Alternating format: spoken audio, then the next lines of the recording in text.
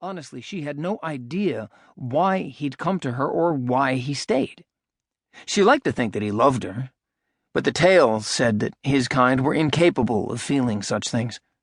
Immortal nightmare spirits were supposed to be devoid of any tender emotions whatsoever.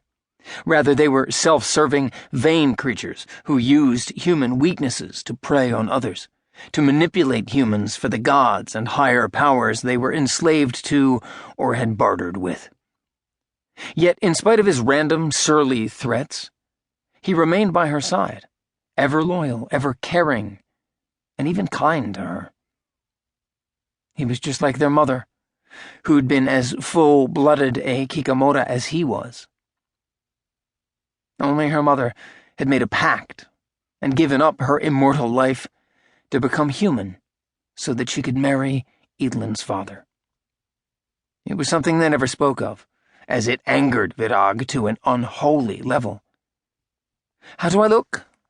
Eadlin turned around and held her arms out to show him her outfit of the day. He burst into raucous laughter that would have offended her had it not been the reaction she wanted. "Ridiculous!"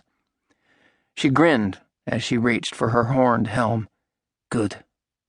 That's what I was going for." He made a sound of utter, pain-filled disgust. "What in the name of old Samhain is that on your head?" "My battle helm?" He screwed his face into a mask of horror. "What are you? A bull?" "What?" She feigned innocence. "Dragons have horns. I'm trying to blend." "You're not a dragon." His tone was flat and dry. "True." He let out another pain-filled groan. "Thank the gods your parents are dead.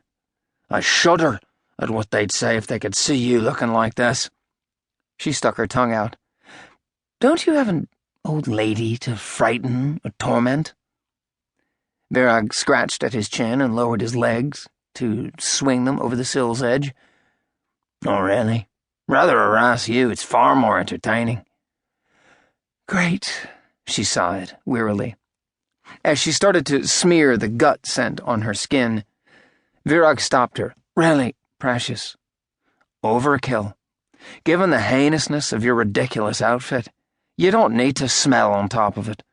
No dragon is going to choose anyone wearing that size hell. You'll be lucky if they don't all flee at your approach. Probably vacate the hole like it's a fire. They might even lave the hold of the Aenus Prydain." She capped the vial and smiled again. Good. Last thing she wanted was a forced mating with some hybrid creature who'd eaten her father, and probably his own as well. I don't understand why we need them for our army anyway. What's wrong with riding horses? For one, they can't fly. He fluttered his wings at her. Something I'm rather fond of doing myself, and I highly recommend. For you to be so deprived. So? There's much to be said for having 2 feet planted firmly on the ground. I can't break a wing and fall 300 feet, where I shatter all my bones and land as a big bloody stain to be spooned up later. The second reason, he continued, ignoring her interruption, horses tend to burst into flames when dragons attack them and spew their fire all over them. Other dragons don't do that. They fight back. He had a point. Still, she wasn't willing to give it to him. Horses take up a lot less room and they don't eat you out of house and home. No, I wouldn't go that far. Horses eat quite a lot, including your shoes. She wrinkled her nose as she belted on her sword. This is a stupid tradition to hold on the day that celebrates a saint known for slaying dragons, don't you think? Perhaps. But it's more a taming celebration. Man over beast and all that rot. Do you really believe that?